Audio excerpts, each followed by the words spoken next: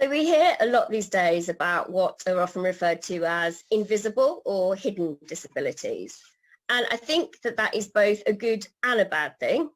I'd say it's good because it reflects all the hard work that's been done by disabled people with non-physical impairments to widen awareness that we can be disabled for reasons that aren't immediately visible.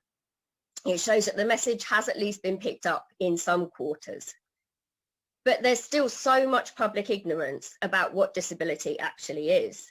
It's a subject that I often describe as being shrouded in myths and misperceptions. The international symbol for disability is a wheelchair, and yet only 8% of disabled people need use of a wheelchair. And the size of the disabled population, which Annie just referred to, is so often underestimated. So often people who haven't got their own experience of disability are really quite surprised, I think, when they find out how many of us there actually are. We're the world's largest minority, and in the UK we're 21% of the population. But a further complexity, as Catherine pointed to, is that not all disabled people do identify as being disabled. The TUC, like the disabled people's movement in Britain, follows a social model of disability, whereby we draw a distinction between the impairments, illnesses, conditions we live with, and disability, which is the experience of oppression that we have on top of our impairments.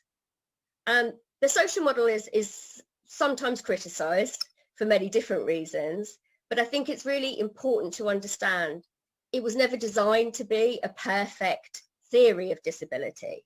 I think the key thing to understand is that it's designed primarily as a tool for achieving social change. So there's a vast array of different illnesses, impairments, conditions that we all live with that limit our lives. It can be directly through pain or distress or reducing our functionality, but also indirectly where people have conditions such as being neurodivergent that society doesn't understand and doesn't accommodate for. Our experiences, therefore, can be very, very, very different between all of us. But what unites us is our shared experience of oppression. And the type of oppression that disabled people face is quite distinct in that it's intrinsically bound up with the socio-economic system that we live under. And so including us isn't just a matter of getting rid of stigma and changing attitudes, but full inclusion of disability means rethinking the way that everything is done and actively providing the support and adjustments that we need to fit into the mainstream. And as Catherine mentioned, in the workplace, what that can mean is employers will often think about putting in a ramp or making physical adjustments, although I think we know that employers are still very bad at doing that. But it can be more challenging for employers to think about the kind of adjustments that are needed for people with fluctuating conditions, whereby the whole way they organise the workplace has to be completely rethought and changed. So we have all these different experiences, but we're united by the shared oppression. And I think the best and most effective way for all of us to challenge the discrimination we face is collectively. And the social model provides an umbrella under which we can unite to make that challenge.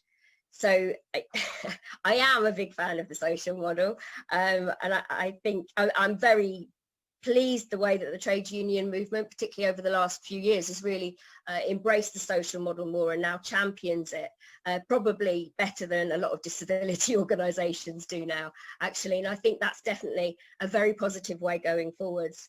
Unfortunately, there's still a lot of ignorance within wider society about the social model, and that's another one of the barriers that we have to overcome, but I think we can best do that together.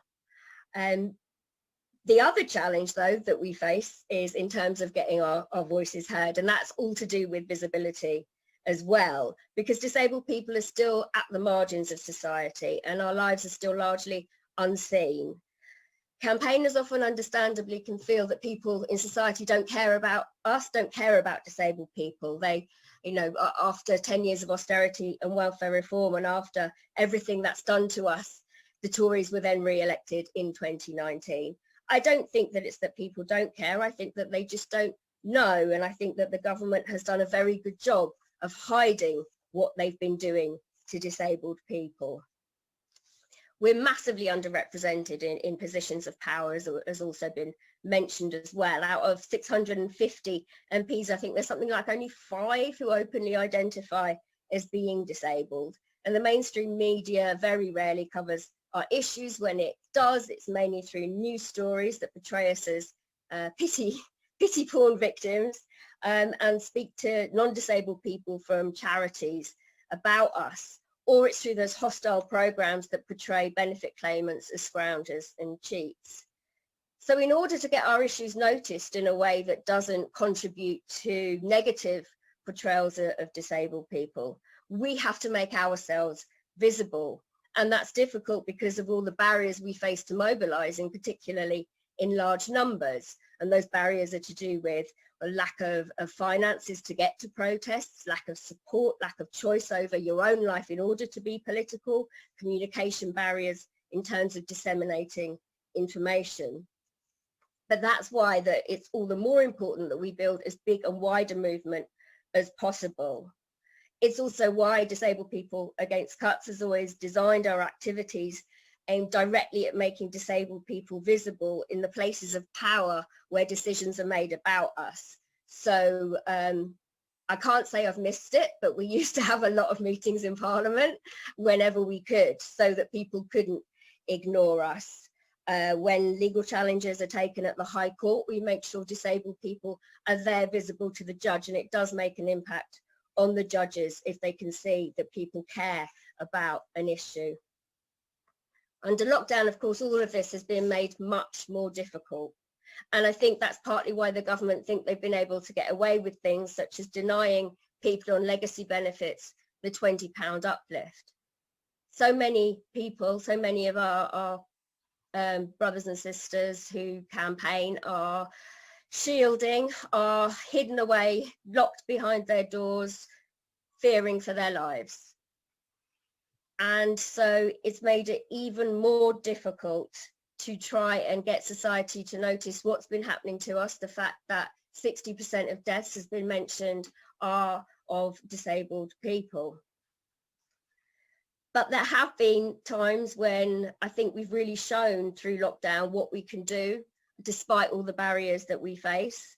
One small example of that, there are many, it was just recently with the spring budget, and the way that the government steadfastly ignored the call to extend the £20 uplift to legacy benefits. The mainstream media didn't pick it up in any of the coverage they did of the budget. And yet through pressure from disabled people all across the country on social media, Martin Lewis from the ITV Money Show picked it up. He mentioned it in his prime time interview with the Chancellor, and then again on the Marr Show. So we've really shown the government that they can't hide from these issues, that we will find a way to get to them and expose what they're doing. And of course we have much more to do, much further to go. All we've achieved really is getting that issue, getting the Chancellor confronted with that issue.